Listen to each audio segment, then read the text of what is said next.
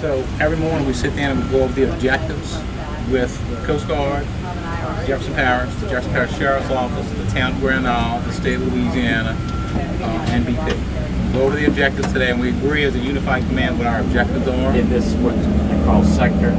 Yes, and just for the Grand Isle, this is considered under the overall command, this is a forward operating base. This is the Grand Isle forward operating base. And how many miles across would you do? We're covering about 30 miles. In terms of economic standpoint, this bay here produces over $100 million a year in shrimp. Over $100 million, just one bay. There are tens of millions of dollars in oyster reefs here, and about $30 million a year generated in crab fishing. All of that shut down this year.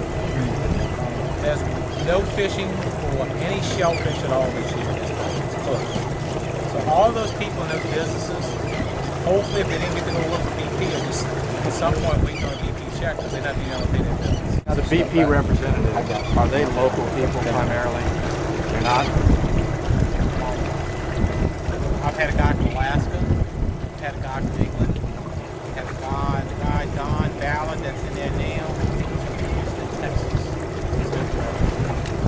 They're not, they don't have the local personnel, or they've not empowered local personnel. I just don't think they have enough local personnel to fill positions in this response. So they're pulling people from around the world to plug into their positions.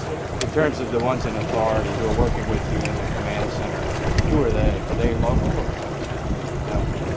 Mexico, right there. You're looking at the Gulf of Mexico to our south. Have you been able to see, what did you call them, threads? Is it visible? When the oil's here, we're standing where the thread comes from. We fly it every day when the oil's coming in.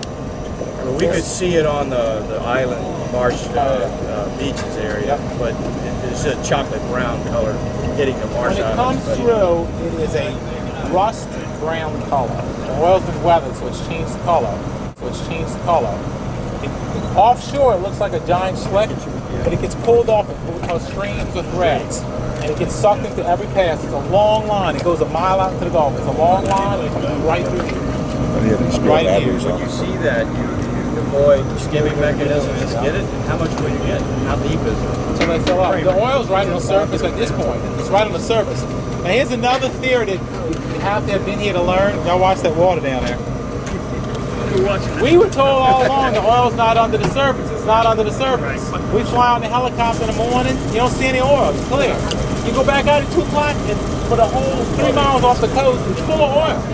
The shelf here is very shallow as it goes out in the Gulf, and it doesn't hit the canyons till way out. So our theory, and the Coast Guard now even agrees with me, is that oil is floating along under the surface at 10, 20 foot down. You can't see it.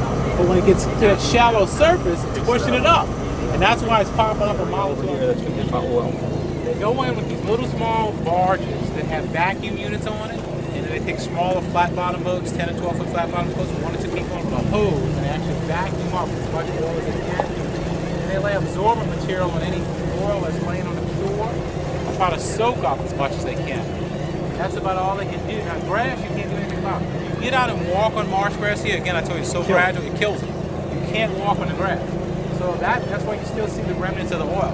Now, do you tell me if you think that grass is going to grow back right there? It looks pretty dead to me. There are literally hundreds of acres in this estuary that are dead like that. There are actually vacuum trucks that sit on top of them.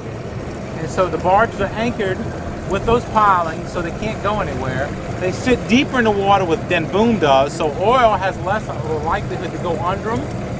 So what the idea here is, as oil comes in on an angle, it's going to bounce on the barges. But as it's bouncing on the barges, the guys in the trucks will use these vacuum trucks with long hoses to suck it up as it's bouncing along the side of the barges, to suck up as much as it can.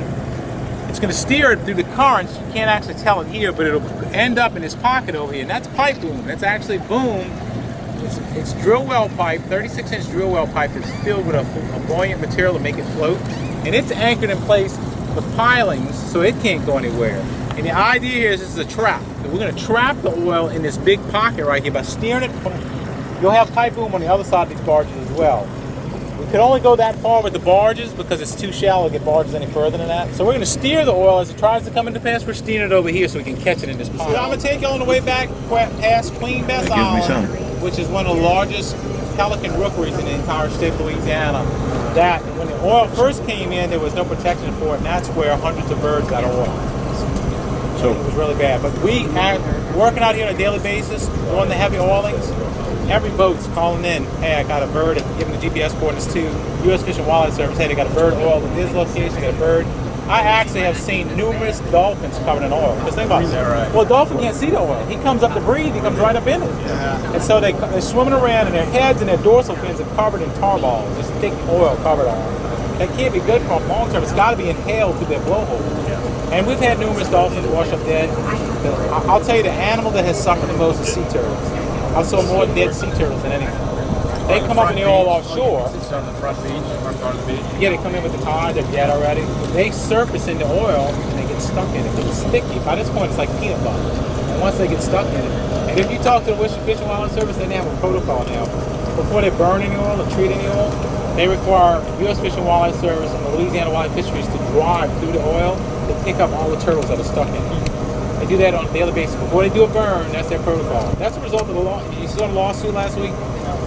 A national group filed suit against BP over the turtles because they said BP's processes were killing turtles. Inside that grass are thousands of pelican nests. The pelicans land in that grass and they each carve out a little area. And they're only a foot or two from each other. It looks like something you would see in Alaska with little heads. They actually are just feet from each other. When you fly over it, if you get like 100 feet over, you look in, you can see all the little heads. The whole island is covered in pelicans. Not only is it a nursery for pelicans, but it's also a nursery for the shrimp and the fish and everything. What you're looking at here over this pelican rookery, you're talking about areas where we're trying to protect the marsh. We're trying to protect these pelican nests from the oil, and right now it's unfortunate that the biggest battle we're facing is with the federal government. They've been blocking the plans to put these rock barriers way out closer to the Gulf of Mexico so that we can keep the oil out of this area. Yield the balance of time, Mr. Fortenberry. Thank you, Mr. Secretary, for joining us today, Mr. Bromwich. This oil spill is an environmental catastrophe. BP was a reckless actor, and clearly all of us must work together to ensure three things: that this leak has continued to be stopped, that the environment's cleaned up, and that we work with all the resources we have to ensure that this never happens again.